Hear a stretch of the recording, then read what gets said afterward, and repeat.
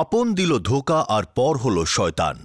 এক নিষ্পাপের উপর ঘটা অত্যাচারে হারালো সমাজের সম্মান। ঘরোয়া যৌন শোষণে নিপীড়িত নয়না হিউম্যান ট্রাফিকিং এর শিকার হয়েছিল। দেখা যাক এই কেসের দ্বিতীয় তথা শেষ ভাগ। ক্রাইম পেট্রোল সতর্ক।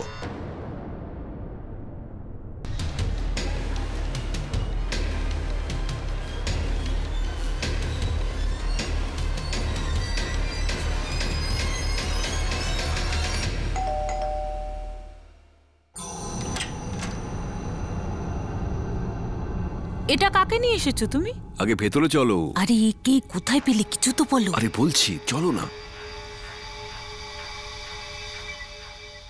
প্ল্যাটফর্মে পেয়েছি। পেয়েছি পেয়েছি মানে? এই বেচারির আগে পিছে কেউ নেই। ও হো হো হো, আর তোমার অমনি মনটা গলে গেল। আরে যদি দত্তক নিতে হয় আমাকে নাও, আমি চাই আমাকেও কেউ ভালোবাসুক। তোমার জন্যই তোকে নিয়ে এসেছি। ওকে সব কাজ করাও না। আরে কিচেনে পড়ে থাকবে, 2-4টে রুটি খাবে। আরে টাকা পয়সা তো কিছু দিতে হচ্ছে না। আর ওর বাড়ির লোক এখানে এসে ঝামেলা করলে তখন? আরে ওর বাড়ি ঝাড়খণ্ড, এখান থেকে অনেক দূর। এই শোন, আমার সাথে আয়। নয়না গোলামির এক খাঁচা থেকে বেরিয়ে অন্য খাঁচায় আটকে পড়ে। নয়নার এটা বুঝতে দেরি হয় যে তার যন্ত্রণা এখনো শেষ হয়ে যায়নি। নয়নার দিল্লি এখনো অনেক দূরে।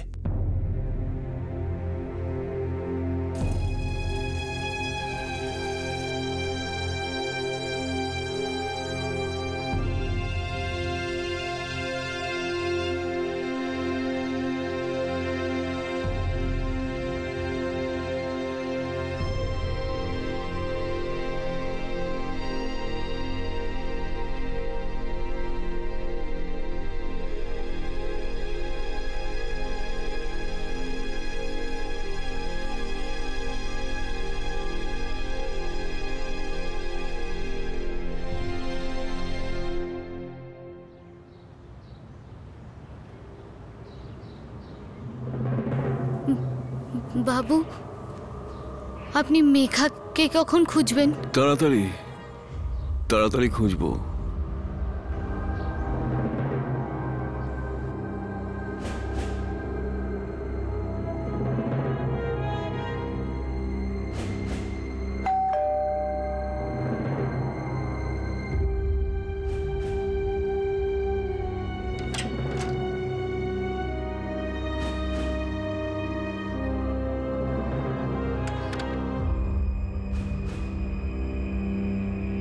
বাবু, কিছু খবর পেলেন মেঘার? বলেছি না তোকে, পেয়ে যাবি। রোজ জিজ্ঞেস করা কি আছে? তোর আর কোনো কাজ নেই হাতে? আমি আর কাজ করতে চাই না। আপনি আমাকে আমার বাড়ি পাঠিয়ে দিন ঝাড়খণ্ডে। আমি মেঘার বাবার সঙ্গে দেখা করব, তারপর ওকে খুঁজে নেব। বাড়ি ফিরতে চাস না? কোন মুখে? তোর বাড়ি ফেরার কোনো মুখ আছে? সব তো খুইয়েছিস, বাড়ির সম্মান তুই ধুলেও লুটিয়েছিস। বাড়ি ফিরলে না তোর গায়ে সব থুতু দেবে রে, থুতু। চুপচাপ এ বাড়িতে কাজ করে যা। বাইরের জগতের কারো তোকে কোনো দরকার নেই। আর আজকের পর যদি কোনো প্রশ্ন করেছিস, এমন মারবো না কানের গোড়ায়। যা এখান থেকে।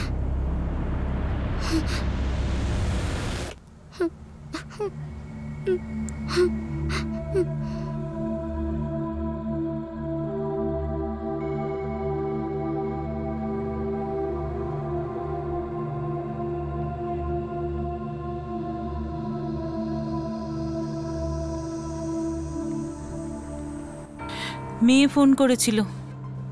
তাই নাকি? কেমন আছো? ও তো ভীষণ চিন্তায় আছে। কেন, কি হয়েছে? আরে ওর কাজের লোকটা কাজ ছেড়ে চলে গেছে। আজকাল সব জায়গায় একই সমস্যা। আমি ভাবছিলাম যে কয়েকদিনের জন্য এই মেয়েটাকে ওখানে পাঠিয়ে দিই, যতদিন না ও অন্য কাজের লোক পায়। ঠিকই বলেছো।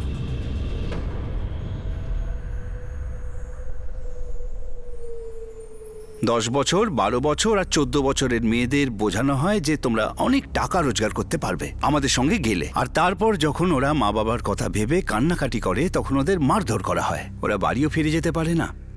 ওরা কখনো স্বাধীনতা বা মুক্ত আকাশ দেখতে পায় না।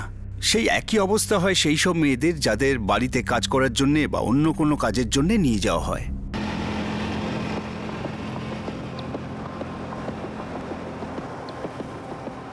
আমার মেয়ের নাম রুক্মিণী, ওর ওখানেই যাচ্ছি। তোকে কদিন ওখানে কাজ করতে হবে। ওর একটা 4 বছরের মেয়ে আছে, তোকে ওকে দেখাশোনা করতে হবে। আর কাজে যেন কোনো খামতি না হয়, বুঝলি? বেবির নাম কি? মেঘা। বাবু। চুপ, মুখ বন্ধ, বুঝেছিস?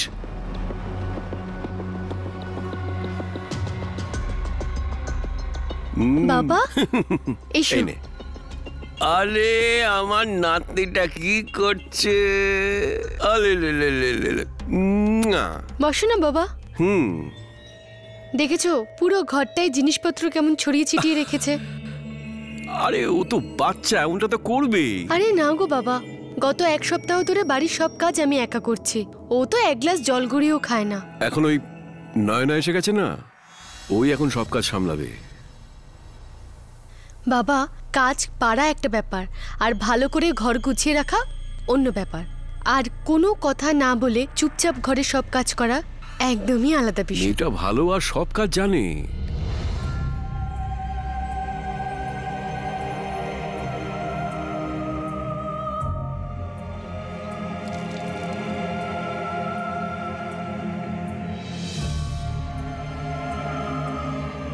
এই সব খেলনা ভেতরে কে রাখবে? তোর বাবা? আমি রেখেছিলাম দিদিমণি, মেঘা আবার বার করে দিয়েছে। তাহলে ভেতরে আবার কে রাখবে? কিছুক্ষণ পরেই তো দাদা আসবে, আমার পুরো ঘর পরিষ্কার চাই, বুঝলি?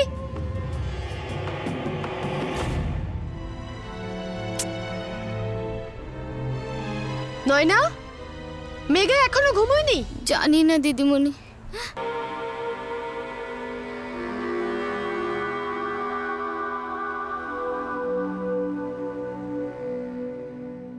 আজ্ঞে না, স্টিরিওটাইপ করা আমাদের উদ্দেশ্য নয়।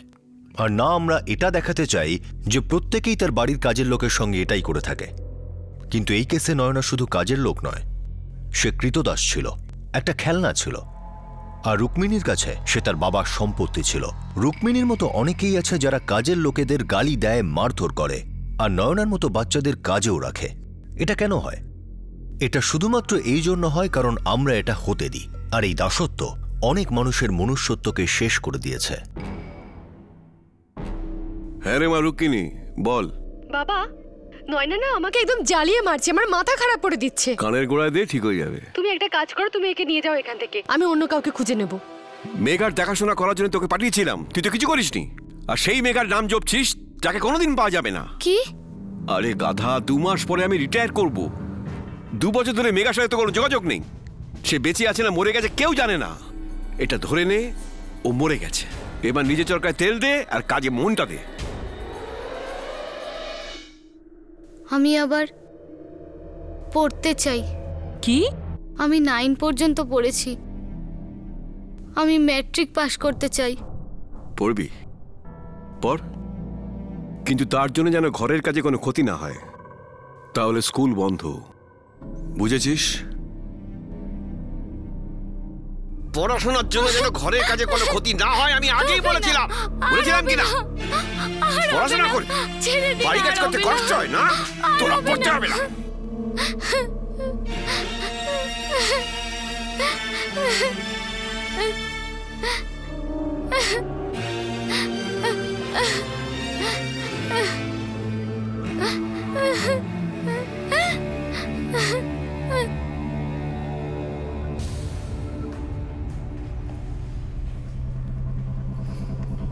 মারবেন না বাবু, আর মারবেন না, মরে যাব বাবু, আর মারবেন না, আর মারবেন না বাবু, আর এরকম কোনোদিন করব না, আর মারবেন না। আরে বাবা, তুমি এসে গেছো? প্রণাম কাকা। বেঁচে থাকো বাবা, বেঁচে থাকো। বাড়ি খুঁজে পেতে কোনো অসুবিধা হয়নি তো? সেটা তো ঠিকঠাক পেয়ে গেছি, কিন্তু আমার মনে হচ্ছে ওখানে যেটা হচ্ছে ওটা ঠিক হচ্ছে না। লোকের বাড়ির ভেতরে যা হচ্ছে তা নিয়ে মাথা ঘামিয়ে লাভ কি? অযথা টেনশন নেওয়া। তার উপরে উনি আবার পুলিশের লোক, ওনার সঙ্গে কে ঝামেলা করবে? ওসব ছাড়ো বাবা। দাদা বৌদি কেমন আছে?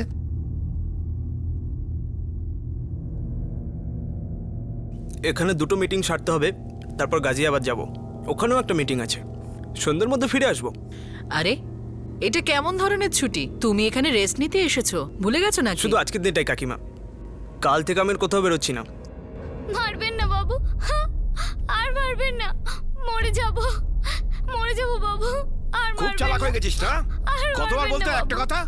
তোকে ভালো করে বললে হবে না, তোর জন্য মারই ঠিক আছে। আপনারা কি কিছুই শুনতে পাচ্ছেন না? 2 বছর ধরে শুনে আসছি আমরা। তোমার কাকা বললো তো পুলিশের লোকও। পুলিশের লোক বলে তাই ঘরে যাকে খুশি তাকে মারবে?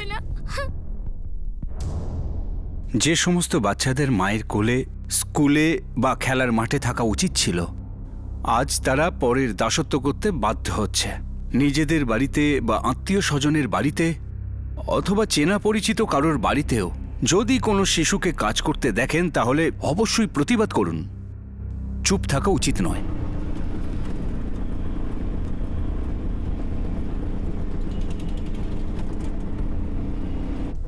হ্যাঁ আকাশ, বল কেমন হলো মিটিং? কথা হলো সিনাবাবুর সঙ্গে? এই কিছুক্ষণের মধ্যেই পৌঁছে যাবো মিটিংয়ে। মুডও ভালো নেই ভাই আজকে। কেন, কি হলো? ভাই আমি এখন যেখানে থাকছি না, আমার কাকা বাবুর ওখানে তারই পাশের ফ্ল্যাটে একটা রিটায়ার্ড পুলিশ অফিসার থাকেন। একটা বাচ্চাকে জানোয়ারের মতন পেটায়। তাহলে বিবিএ-কে ফোন কর না, বাচ্চাদেরকে নিয়ে কাজ করে, তাড়াতাড়ি অ্যাকশন নেবে। তোর কাছে নাম্বার থাকলে ফরওয়ার্ড কর না। হ্যালো, বচপন বাঁচাও আন্দোলন। হ্যাঁ প্রকাশ কুমার বলছি। আপনি কি বলছেন? আমি আকাশ আহুজা বলছি। আমি একটা অ্যাবিউজ রিপোর্ট করাতে চাই। গো অন, আপনি আমাকে বলতে পারেন। প্রকাশ আমার আঙ্কেলের নেবার একজন এক্স পুলিশ অফিসার। উনি ওনার ঘরে একটা মেয়েকে কাজের লোক বানিয়ে রেখেছে, যাকে দেখে মাইনার মনে হয়। উনি ওকে খুব খারাপভাবে মারধর করেন। আমি তোকে মারতে দেখিনি, কিন্তু কালকে রাত্রিরে আর আজকে সকালে শুনেছি। আপনি আমাকে অ্যাড্রেসটা দিতে পারবেন? হস্টেলে পাঠানোর 3 বছর পর, প্রসন্নাকে প্রলোভন দেখানোর 3 বছর পর, আর 3 বছরের হিংসাত্মক গোলামির পর অবশেষে নয়না সুরিনের জীবনে মুক্তির প্রথম কিরণ এসে পড়ে।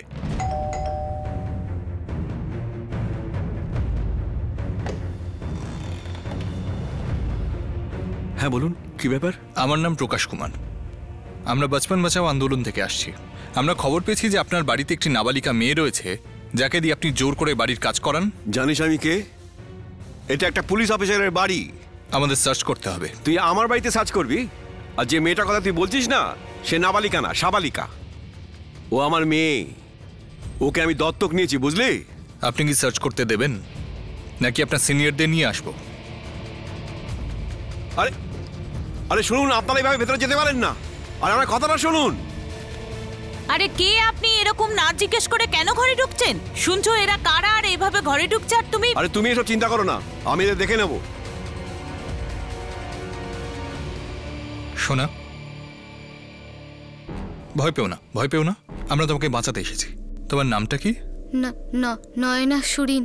নয়না, তুমি প্লিজ আমাদের সঙ্গে একটু বাইরে আসবে?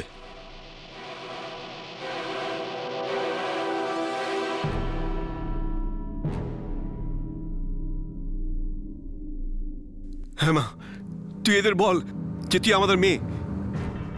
নয়না, আমরা খবর পেয়েছি যে এরা তোমাকে মারধর করে, তোমাকে দিয়ে জোর করে বাড়ির কাজ করায়। সত্যিটা কি সেটা আমাদের বলো, আর ভয় পেও না। এরা তোমার কোনো ক্ষতি করতে পারবে না। মানে জানি না এরা কারা আর কেন এসেছে এখানে। তুই চল আমার সাথে, আরাম করবি। আরে তুমি ওকে কিছু বলছো না কেন? আরে ওদের বল না তুই আমাদের মেয়ে। না বাবু, আমি ওনাদের মেয়ে নই।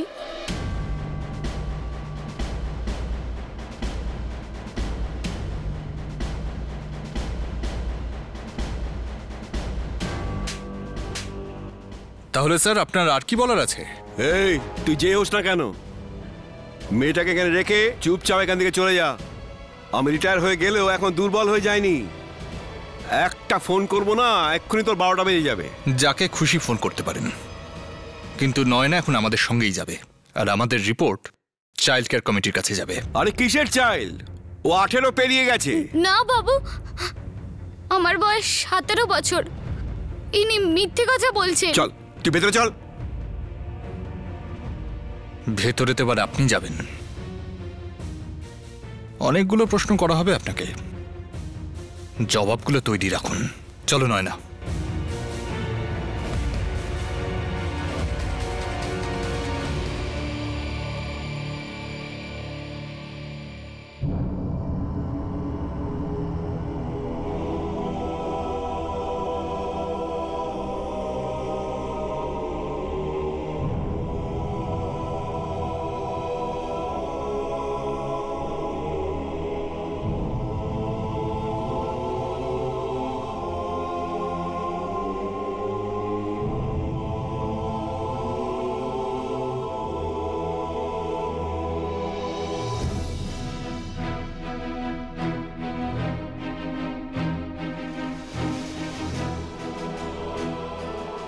বাবু, আমার বন্ধু মেঘাকে খুঁজে দিন। ও আমার উপর খুব ভরসা করেছিল, আমি ওকে ঠকাতে পারবো না। আমরা মেঘাকে খুঁজব, সব রকম চেষ্টা করব, তাতে যা হয় হোক। স্যার, ওই মেয়েটাকে আমি থানার সামনে পেয়েছিলাম। সাধারণ মানুষও যখন কোনো এরকম বাচ্চাকে পায় সে তক্ষুনি পুলিশ স্টেশনে রিপোর্ট করে, কিন্তু আপনি তো তখন নিজেই অন ডিউটি পুলিশ অফিসার ছিলেন। যখন দুটো পুলিশ অফিসার কথা বলে তখন মাঝখানে কথা বলবেন না। আমার যা বলার আছে আমি স্যারকে বলবো।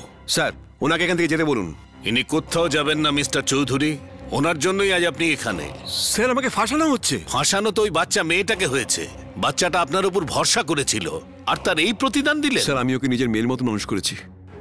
স্যার, আপনি তো জানেন স্টেশনে কিরকম লোকেরা ঘুরে বেড়ায়। স্যার, আপনি এটা ধরে নিন যে আমি ওকে দালালদের হাত থেকে বাঁচিয়েছি। তাদের থেকে বড় ক্রিমিনাল তো আপনি নিজে, কারণ সেই সময় আপনি ডিউটিতে ছিলেন। মেয়েটাকে বাঁচানো আপনার কর্তব্য ছিল। কি বললি তুই? মিস্টার চৌধুরী, মাথাটা ঠান্ডা রাখুন। আপনি পুলিশ স্টেশনে থাকলেও আপনি আর পুলিশ নন, একজন ক্রিমিনাল। শান্ত হয়ে বসে ঠিক ঠিক জবাব দিন, তা না হলে কি হতে পারে সেটা তো আপনি ভালো করেই জানেন।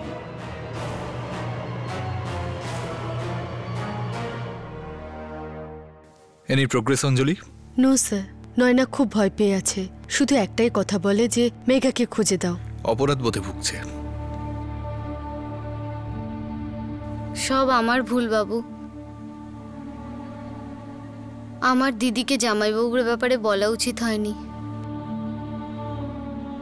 তাহলে আমার দিদি আর আমার মা বাবাকে কখনো লজ্জিত হতে হতো না, আর ওরা আমাকে হোস্টেলেও পাঠাতো না। আমার সঙ্গে মেঘার দেখা হতো না, প্রসন্নর সঙ্গেও দেখা হতো না। আর তাছাড়া নয়না, অন্যায় তোমার সঙ্গে হয়েছে। তুমি কোনো অন্যায় করনি, সবাই তোমায় ঠকিয়েছে। তোমার পরিচিত অপরিচিত প্রত্যেকে। আপনারাও মেঘাকে ভুলে যাবেন না, আমরা ওকে নিশ্চয়ই খুঁজে বার করব, কিন্তু তার জন্য আমাদের তোমার সাহায্য দরকার। আমি সবকিছু করব বাবু। সেই সবকিছু করার আগে তোমার নিজেকে সামলাতে হবে। নয়না, নিজেকে অকারণে দোষারোপ করা বন্ধ করতে হবে তোমায়, আর সমস্ত কিছু ভুলে নতুন করে আবার বাঁচার চেষ্টা করতে হবে। আমি জানি এই দুনিয়ায় অনেক কিছু খারাপ আছে, তোমার জন্য এই দুনিয়ায় অনেক ভালো জায়গা রয়েছে। কখনো কোনো অচেনা লোককে বিশ্বাস করিস না। আপনারা আবার আমাকে ঠকাবেন না তো? অন্য কোথাও নিয়ে গিয়ে বিক্রি করে দেবেন না তো? এটা খুবই স্বাভাবিক যে তুমি আমাকে সন্দেহ করছো। অন্য কেউ হলে সেও ঠিক এই কাজটাই করত, কিন্তু এখন এটা আমার দায়িত্ব যে আমি তোমার বিশ্বাসকে আবার জাগিয়ে তুলব, আর সেজন্য আমি সব রকম চেষ্টা করব।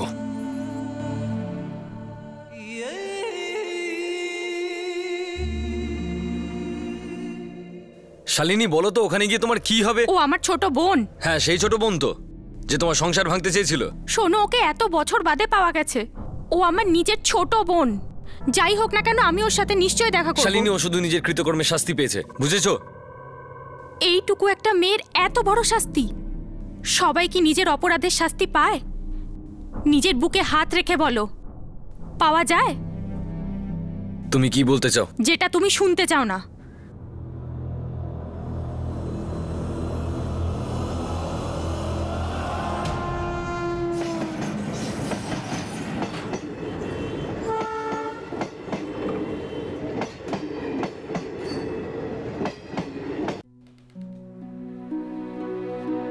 নয়না, চল চল মা, ফিরে চল। যা হয়েছে সেটা খুব খারাপ হয়েছে। এই 3টে বছর তো আর ফিরে আসবে না, কিন্তু এরপর যা হবে ভালোর জন্যই হবে। সব ঠিক হয়ে যাবে। নয়না,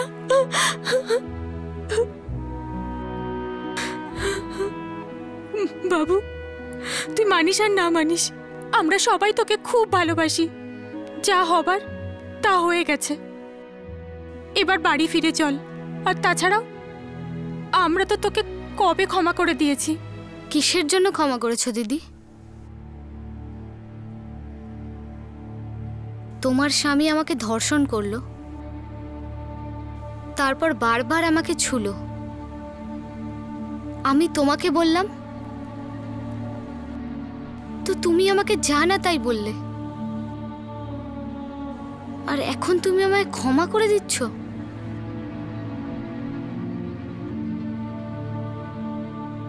বাবু, আমি এদের সাথে যেতে চাই না, আপনি আমায় এখানেই রেখে দিন। আমি ঘরে সব কাজ পারি, আমি আরও কাজ শিখে নেব। ততদিন কাজ করব যতদিন আমার একটা বাড়ি না হয়ে যায়। আপনার কাছে আমি হাত জোর করছি, সাহায্য করুন।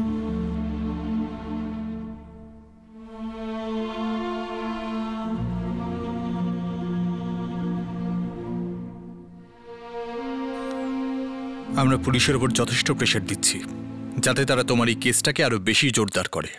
চাইল্ড কেয়ার কমিটি সম্পূর্ণ চেষ্টা করছে যাতে তুমি যতদিন লোকের বাড়ি কাজ করেছো সেই পারিশ্রমিকটুকু তুমি অন্তত পাও। সেরকম হলে সত্যি খুব ভালো হবে বাবু। নয়না, তোমাকে ঝাড়খণ্ড পুলিশের কাছে স্টেটমেন্ট দিতে হবে যাতে তারা অজিত সাহুয়ের বিরুদ্ধে এফআইআর করতে পারে। না বাবু, আমি ওটা করতে চাই না। দিদি বুঝতে পেরেছে যে আমি সত্যি বলছিলাম, ব্যাস। আমি এখন আর ওদের সংসারটা নষ্ট করতে চাই না। ওদের একটা বাচ্চাও হয়েছে বাবু, ওই বেচারাকে কেন কষ্ট দেব? কষ্ট কি সেটা আমি জানি বাবু। এখন আমি আর কষ্ট দেখতে চাই না, না নিজের জীবনে আর না অন্য কোনো মানুষের জীবনে। বাবু, মেঘা। নয়না, পুলিশ এখনো যোগেশ আর প্রসন্নকে ধরতে পারেনি, তবে তুমি চিন্তা করো না, আমরা যেভাবেই হোক মেঘাকে খুঁজে বের করব। পুলিশকেও থামতে দেব না, মেঘার খোঁজটা চলবেই। তুমি শুধু নিজের খেয়াল রেখো।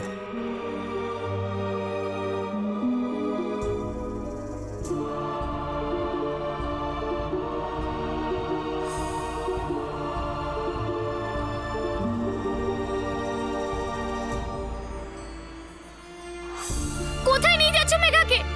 মেঘা নিয়ে যাচ্ছে আমাকে। মেঘা, তুই চল না আমার সাথে।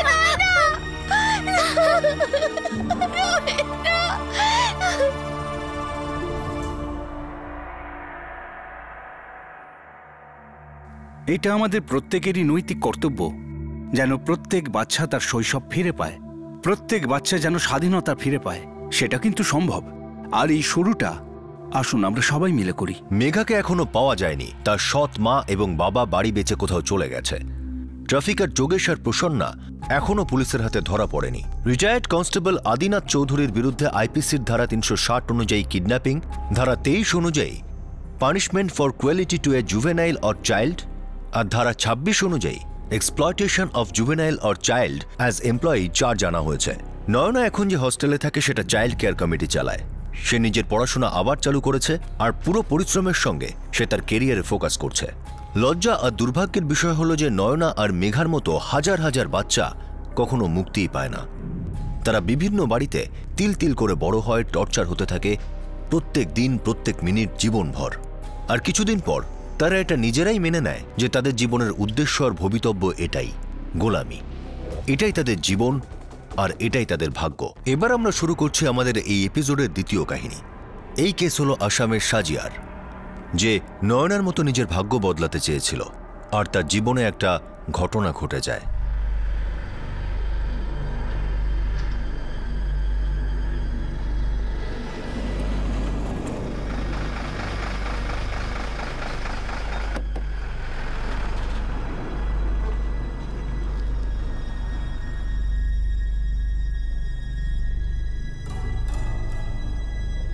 আপনার ডায়াল করা নাম্বারটা বন্ধ আছে।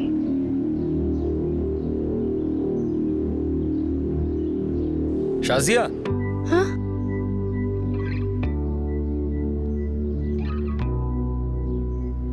যতটা ভেবেছিলাম তার থেকে অনেক বেশি সুন্দরী তুমি। যাওয়া যাক। আমার বাবা দাদা চিন্তা করছে, হয়তো আমি একটু ফোন করে নিই। না শাজিয়া, আমরা আগে দিল্লি যাব, ওখানে গিয়ে নিকা করব, আর তারপর আমরা সবাইকে বলে দেবো যে আমরা সত্যি ভালোবেসেছিলাম, নিকা করেছি। তখন পৃথিবীর কেউ আমাদেরকে আর আলাদা করতে পারবে না। আরশাদ লাভ শাজিয়া, শাজিয়া লাভ আরশাদ।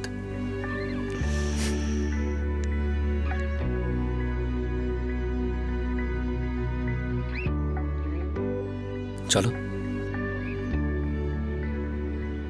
শাজিয়া, এখন আমাদের মাঝখানে আর কেউ আসবে না, একটা ফোনও নয়।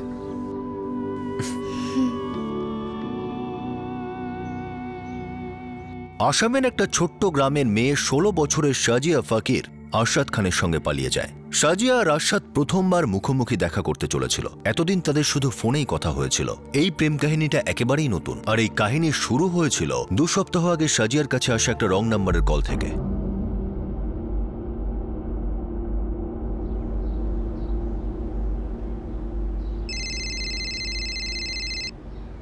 হ্যালো গুড়িয়া?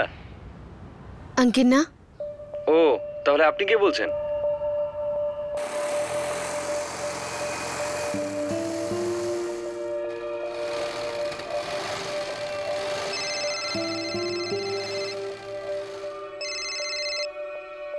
হ্যাঁ গুড়িয়া।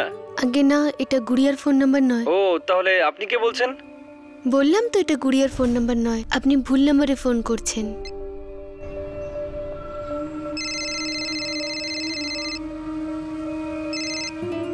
আবার ভুল নাম্বারে ফোন করছেন। আমি গুড়িয়া নই। আমি আরশাদ, আরশাদ খান। আমি গুড়িয়ার সঙ্গে কথা বলতে চাই না। তাহলে? আমার তোমার কথা শুনতে খুব ভালো লাগে, তাই ফোন করেছিলাম। কি নাম তোমার? দেখুন, আমি অচেনা মানুষকে নিজের নাম বলি না।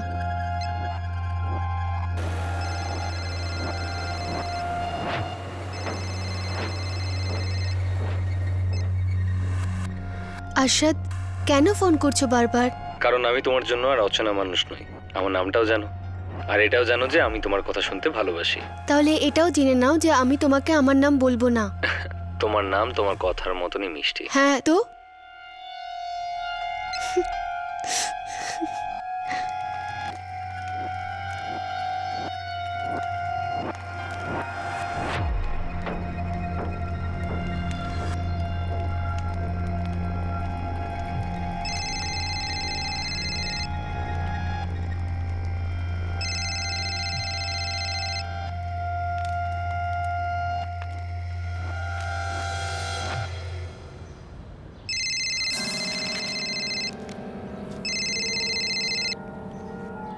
আরশাদ খান, কেন ফোন করছো আমাকে? তুমি বললে যে তোমার নাম তোমার কথার থেকেও বেশি মিষ্টি, তাহলে তোমায় দেখতে কি তোমার নামের থেকেও বেশি মিষ্টি?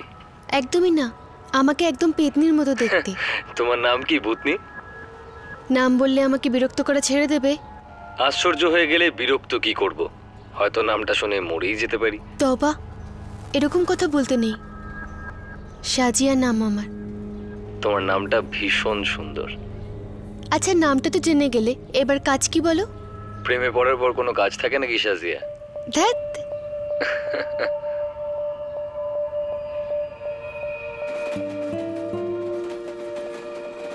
আমার তো বিশ্বাসই হচ্ছে না।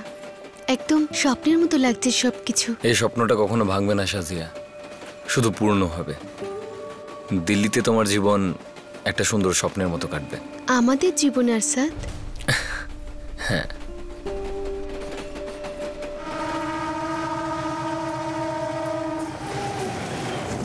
কি বলছো বসির? আমি তোমায় ফোন করতে যাচ্ছিলাম, ও আজকে ক্লাসে এলো না কেন? চাচা, আপনি এটা কি বলছেন? ও তো রোজের মতনই এটা বলে বেরোলো যে ও ক্লাসে যাচ্ছে। আপনার ডায়াল করা নাম্বারটা বন্ধ আছে। বৌমা, এমনটাও তো হতে পারে যে ওর ফোনে একদম চার্জ নেই।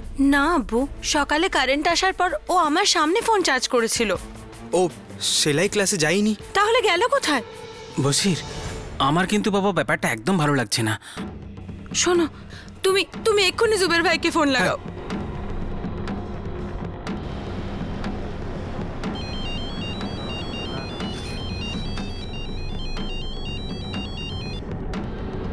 হ্যাঁ ভাইজান, সব ঠিক আছে তো? না জুবের, সাজিয়াকে কোথাও পাওয়া যাচ্ছে না।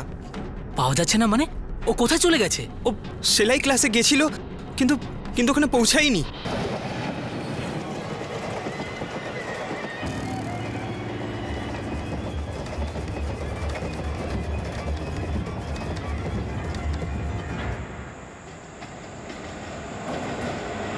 আমরা দেখেছি 14, 15, 16, 17 বছরের নিষ্পাপ বাচ্চা মেয়েদের আসামের এলাকাতে অথবা ঝাড়খণ্ডের এলাকাতে কিছু ঘুরে বেড়ানো দালাল প্রেমের ছল করে বা ধরুন নানা রকম নাটক করে, যেমন বিয়ের প্রলোভন দেখিয়ে, নানা কাজের লোভ দেখিয়ে ওই সমস্ত নিষ্পাপ গরিব মেয়েদের নিয়ে গিয়ে হয় বাল্য বেশ্যাবৃত্তির জন্য বেচে দেয় কিংবা বিয়ের জন্য বেচে দেয়। আরশাদ, আমরা এখন কোথায়? আমরা দিল্লিতে আছি। দিল্লি? এটা দিল্লি? টিভিতে আর ছবিতে কত আলাদা লাগে না? যে জিনিসটা যেমন দেখতে লাগে তেমনই যে হবে সেরকম কোনো কথা নেই। আমার হবু বেগম শাজিয়া, যদিও দিল্লি এখান থেকে একটু দূর।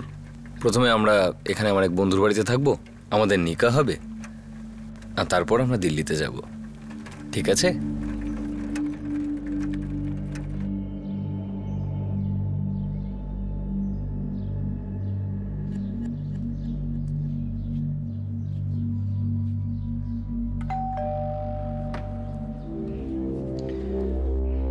আসসালামু আলাইকুম জামাল ভাই। আরে এসো আরশাদ, তোমারই তো অপেক্ষা করছিলাম। এসো ভেতরে। এসো শাজিয়া। জামাল ভাই, এ হলো শাজিয়া। সালাম। আরে ফরিদা শোনো, একবার এদিকে এসো। সালাম ভাবিজান। ওয়ালাইকুম আসসালাম। ফরিদা। হ্যাঁ বলো। এ হলো সাজিয়া। সালাম। ওয়ালাইকুম আসসালাম। আরে ভাই, ওকে ভেতরে নিয়ে যাও। এসো সাজিয়া, চলো।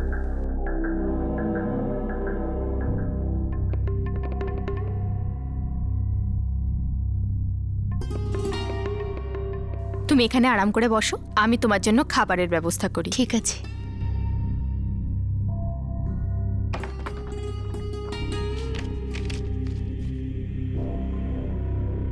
এটা কি? এতে তো মাত্র 5 আছে, বাকি 15?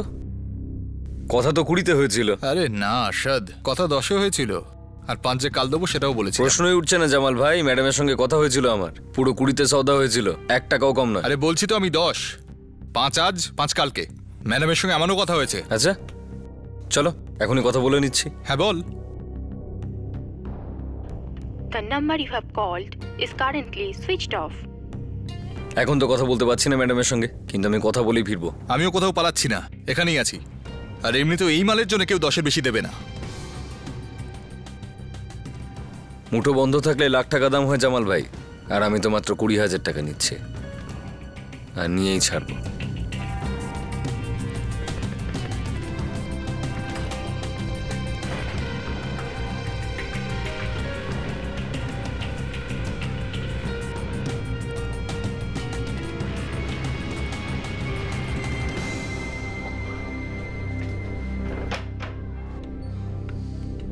কি রাজিয়াবি, তোমার ফোন অফ আসছে?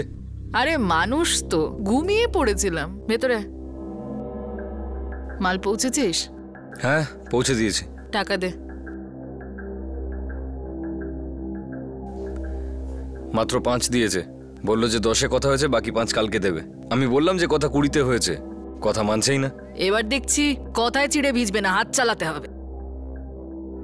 ক্ষমতা নেই তা আবার শখ কত, তার উপরে আবার এদের 16 বছরের কচি মেয়ে চায়। শয়তান কোথাকার। ইন্সপেক্টর সাহেব, ও একটা 16 বছরের বাচ্চা মেয়ে। 16 বছরের বাচ্চা থাকে না ভাই, এই বয়সে ওরা সব বুঝে যায়। আপনি এসব কি বলছেন? আমার বোন খুব সরল, আমরা ওকে খুব ভালোবেসে মানুষ করেছি, ওকে বড় করেছি আমরা। বড় হয়ে গেছে না? এখন ওর আপনাদের ভালোবাসা পছন্দ নয়, ওর অন্য ভালোবাসা হয়েছে। না না সাহেব, আমি আপনাকে বলছি কিছু একটা নিশ্চয়ই হয়েছে। দেখো বশির মিয়া, একটা ছোট্ট গ্রাম, রোজ তোমার বোন এখান থেকে এই পর্যন্ত আসে কাজ শিখতে, সেলাই শেখার জন্যে। এখনো এখান থেকে বেরিয়ে এখানে পৌঁছলো না, তাহলে কোথায় গেল? আর এটা তো কোনো দিল্লি, মুম্বাই বা কুম্ভ মেলার মতো জায়গা নয় যে ওর হাত ছেড়ে গেল আর ও হারিয়ে গেল। এটাও হতে পারে যে ও নিজেই হাত ছেড়ে দিয়েছে আর অন্যের হাত ধরে নিয়েছে। সাহেব, ও বাড়িতে না বলে বাড়ি থেকে সবজি পর্যন্ত আনতে যায় না, তাহলে কি করে পালাতে পারে? তোমার মেয়ে তুমিই ভালো জানো, ওর যদি কোনো ফটো টটো থাকে দিয়ে যাও, আমার পক্ষে যেটা সম্ভব করব। সত্যি তো এটাই ছিল যে শাজিয়া ফকির বাড়ি ছেড়ে পালিয়ে গিয়েছিল, নিজের পরিবারকে কিছু না বলে পালিয়ে যায়। কিন্তু মামলা রুজু হয় মিসিংয়ের। 1000টা মিসিং কেসের মধ্যে আরও একটা। দেশের দূর দূরান্ত আর পিছিয়ে পড়া এলাকার টিনেজ মেয়েদের প্রলোভন দেখিয়ে তাদের প্রেমের জালে ফাঁসিয়ে তাদের পাচার করা হয়, যেটা নিজে থেকেই একটা কোটি টাকার ইন্ডাস্ট্রি।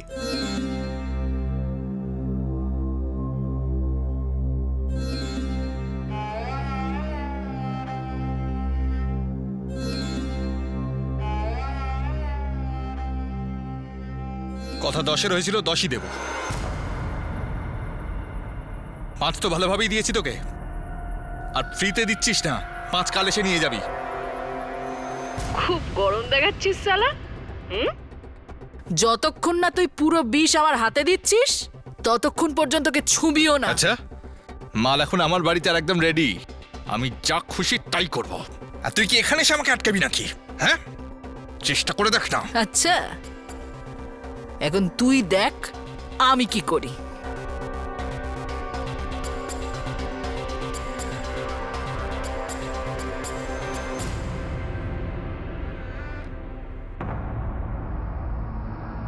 কি হয়েছে কি? আচ্ছা, আরশাদ কোথায়? আরশাদ আসবে না, চল ভেতরে যা।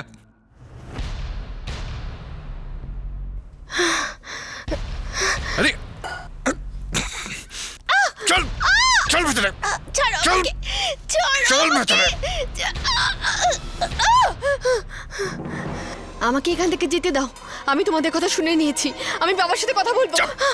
কথা তো নিশ্চয়ই শুনেছিস, কিন্তু অর্ধেকটা শুনেছিস, এবার পুরোটা শোন। আমি তোকে আরশাদের কাছ থেকে কিনেছি, বুঝেছিস? আরশাদ আমাকে নিকাহ করবে, শোনো। তোর নিকাহ নিশ্চয়ই হবে, কিন্তু ওর সঙ্গে নয়, আমার ছোট ভাই সালিমের সঙ্গে হবে, বুঝেছিস?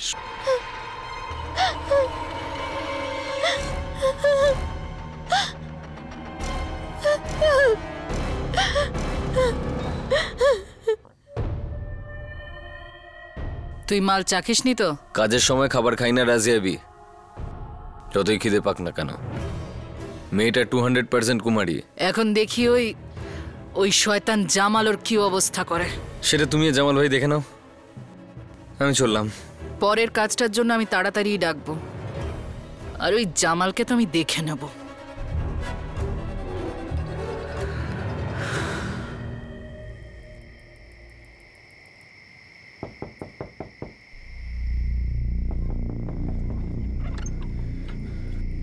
ভাইজান কিছু জানতে পারলে? কি বললো পুলিশ? অনেক কিছু বলেছে, কিন্তু কাজের কোনো কথা বলেনি।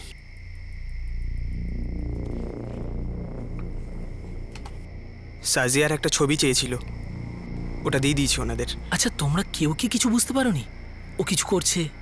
বৌদি তুমি? না জুবের ভাই, আমরা কিছু বুঝতেই পারিনি। সাজিয়া পাখির আমার দিদির মেয়ে সাহেব, ওরা ওই আসামের দিকে থাকে সাহেব। মিলখুড় গ্রামের জামাল ইদ্দিসি ওকে বাড়ির মধ্যে বন্দি করে রেখেছে সাহেব। আসাম থেকে হরিয়ানা, 16 বছরের মেয়ে। গেল কি করে? ওটা তো আমি জানি না সাহেব, সেটা তো আপনারা পরে জেনেই যাবেন। আগে আপনি গিয়ে ওকে ছাড়িয়ে আনুন সাহেব। খুদা না করে যদি ওই জামাল ওর সঙ্গে কিছু একটা করে বসলে খুব খারাপ হয়ে যাবে সাহেব। আমি আমার টিমকে পাঠিয়ে দিচ্ছি ওখানে, জামালকে তুলে নিয়ে আসবে। আপনি কখন ওদের পাঠাবেন, কখন ওরা যাবে, কখন ওকে ছাড়িয়ে নিয়ে আসবে? দেখুন সাহেব, আপনি তো জানেন কম বয়সী মেয়েদের শিয়াল কুকুররা কেমন ছিঁড়ে খায়, খেতে বেশি সময় লাগে না ওরা। আর জামালকে তো আপনি চেনেন সাহেব, ও একটা পাক্কা দালাল। এরকম না হয় আপনারা পৌঁছানোর আগে ও আমার বঞ্জিকে নিয়ে বিক্রি করে দেয় কোথাও। সাহেব দয়া করে আপনি নিজে গিয়ে আমার বঞ্জিকে বাঁচান, ওই নিষ্পাপ মেয়েটাকে বাঁচান সাহেব।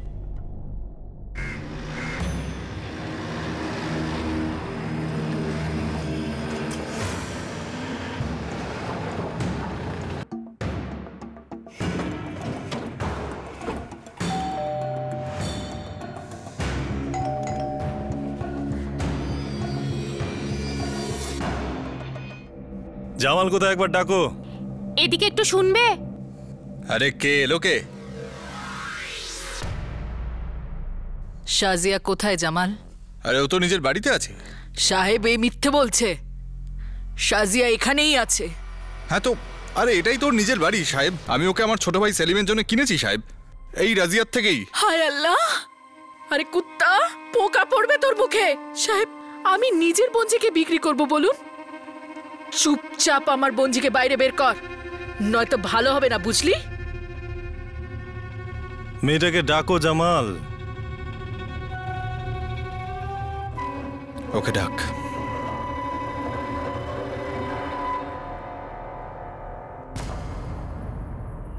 রাজিয়া খালা। সাজিয়া, ওর মা। দেখলেন সাহেব,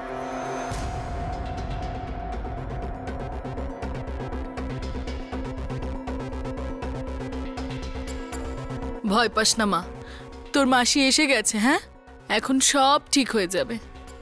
রাজিয়া, এখনো কি জামালের বিরুদ্ধে তুমি কমপ্লেন লেখাতে চাইছো? আমি কেস তো করতে চাই না, আসলে আসলে আমার বোনঝির সম্মানের ব্যাপার, ওর বদনাম যেন না হয়। কিন্তু সম্ভব হলে এই শয়তানটাকে কয়েকদিন লকআপে রাখুন। সেটা আমরা দেখে নিচ্ছি। রাজিয়া খালা, তুমি কি করে জানলে আমি এখানে আছি? মারে, আমাকে তোর দাদারা বশির আর জুবের ফোন করেছিল। ওরাই আমাকে বলেছিল যে তুই গ্রাম থেকে নিখোঁজ হয়ে গেছিস। আল্লাহ, আমার তো জানটাই বেরিয়ে যাচ্ছিল। আমার কাছে না তোর একটা ছবি ছিল, ওই ছবিটা আমি আমার লোকেদের দেখিয়ে বললাম যেভাবেই হোক আমার বোনজিকে খুঁজে বার করো। ওরা যে এই লোকটাকে ছবিটা দেখালো, সেই লোকটাই বলল আরে এই মেয়েটা তো এই গ্রামেই আছে, ওই কোনো আরশাদ নামের ছেলের সঙ্গে। আরশাদ আমাকে ফাঁসিয়েছে, ওর ফাঁদে পা দিয়েছিলাম। খালা, ও বলেছিল ও আমাকে নিকা করবে। আমি বুঝেছি যে তোকে ফাঁসানো হয়েছে মা, এই জন্যই তো তোকে পাগলের মতো আমি খুঁজতে চলে আসলাম। আমি জানতে পেরেছিলাম যে আরশাদ তোকে জামালের কাছে রেখেছে, তাই তোকে তাড়াতাড়ি নিতে চলে এলাম। কিন্তু মা, ওই জানোয়ারটা তোর সঙ্গে কিছু করেনি তো? মারধর করেছিল ব্যাস। মারে, ওর দোষের শাস্তি আল্লাহকে নিশ্চয়ই দেবে, তুই চিন্তা করিস না, আমি আছি তো। হ্যালো, হ্যাঁ, আবে কাজটাই সবসময় বড় হয় না। এইখানে আমার বোনজি সমস্যায় আছে, তুই কাজের কথা বলছিস? হ্যাঁ আচ্ছা ঠিক আছে, হ্যাঁ আসছি, চল ফোন রাখ। হ্যাঁ আলতাফ, একটু গাড়িটা সাইডে লাগাতো। সাজিয়া, আমাকে একটা জরুরি কাজ শেষ করে আসতে হবে। তো চলো, আমিও তোমার সঙ্গে যাই। আরে না না, তুই ওখানে যেতে পারবি না, কিন্তু তুই চিন্তা করিস না, তোর দাদারা তো আছে তোর সঙ্গে, আলতাফ দা, সাবির দা। আর শোনো, তোমাদের বোনকে ভালো করে বাড়ি পৌঁছে দিও, ওর খাওয়া দাওয়ার ভালো করে খেয়াল রাখবে, আর সব কিছু ঠিক করে হতে হবে, বুঝলে? তুই চিন্তা করিস না, মাসির উপর ভরসা আছে তো?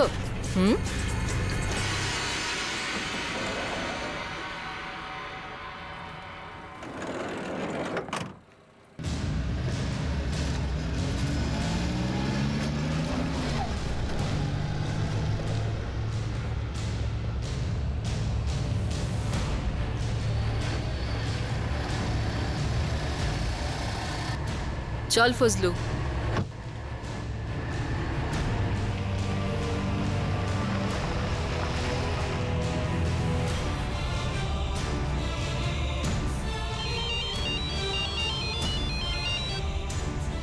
হ্যালো, মেয়েটাকে ওয়ার্তেগার গ্রামে নিয়ে যা, সেখানে সুলেমান ভাই আছে, তাকে ডেলিভারি দিয়ে দিবি। ওর ছেলে আছে আমির, তার জন্য বিবি খুঁজছে। কিছু কথা হলো ওই ব্যাপারে? 50,000 টাকা নগদ। ঠিক আছে।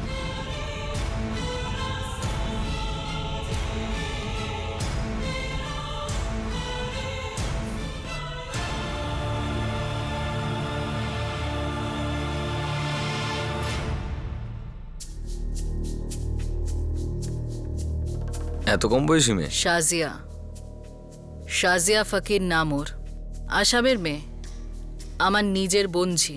তোমার নিজের বোনঝি? ওর আম্মি আমার বড় বোন ছিল, যখনই 2 বছরের ছিল তখনই ওর ইন্তেকাল হয়ে যায়। দেখো, কাজের সময় আমি বেশি প্রশ্ন করি না, কিন্তু তোমার নিজের বোনঝিকেই... এর জায়গায় যদি আমার নিজের মেয়ে হতো না, তাকেও আমি বেঁচে দিতাম।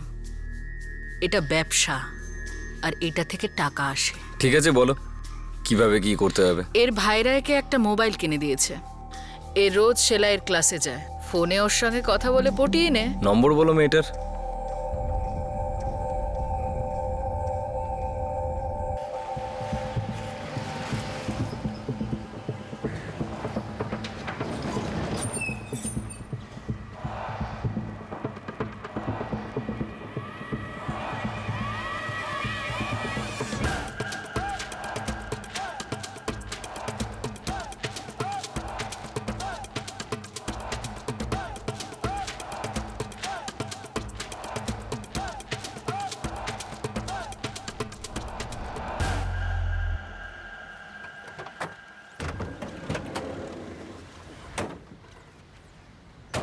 এখানে থাকে রাজিয়া খালা? চুপ।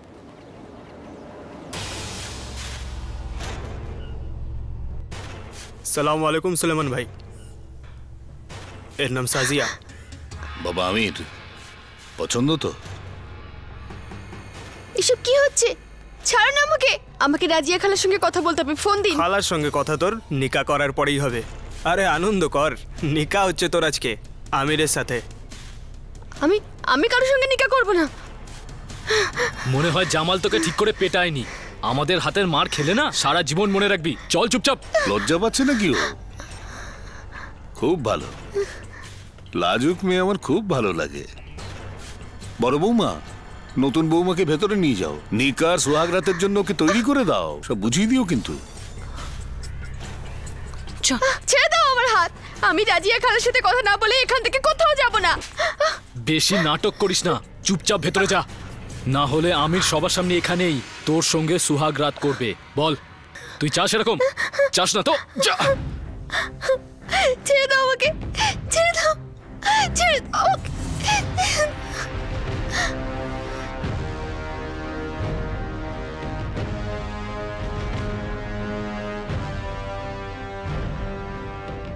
এটা কি?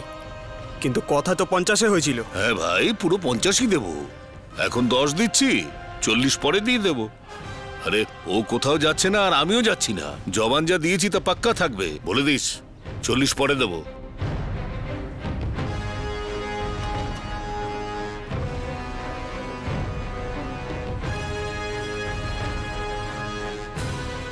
আমির বাবা, আরে আমার সোনা ছেলে, আমার হীরের টুকরো ছেলে, সোহাগ রাতের জন্য তৈরি হয়ে যা। আরে তাড়াতাড়ি চল চল চল। ছেড়ে দাও আমাকে। শোন, মনের কথা মনেই রাখ, বুঝলি? তুই মানবি না, চিৎকার করবি, তাহলে খুব মার খাবি, শরীরে খুব ব্যথা হবে, আর কুমারী হলে তো আরো বেশি কষ্ট হবে। সেই জন্যেই বলছি, বেশি চাপ নিস না। সতীপনার নাটকটা ছেড়ে শরীরটা দিয়ে দে, শিগগিরই অভ্যেসও হয়ে যাবে, খুব শিগগিরই অভ্যেস হয়ে যাবে, বুঝেছিস?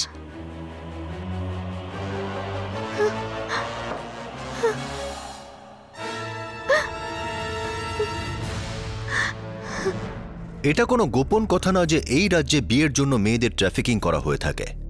এখানের কিছু অংশে বিয়ে যেন একটা কারবার, একটা ব্যবসা, ডিমান্ড অ্যান্ড সাপ্লাই।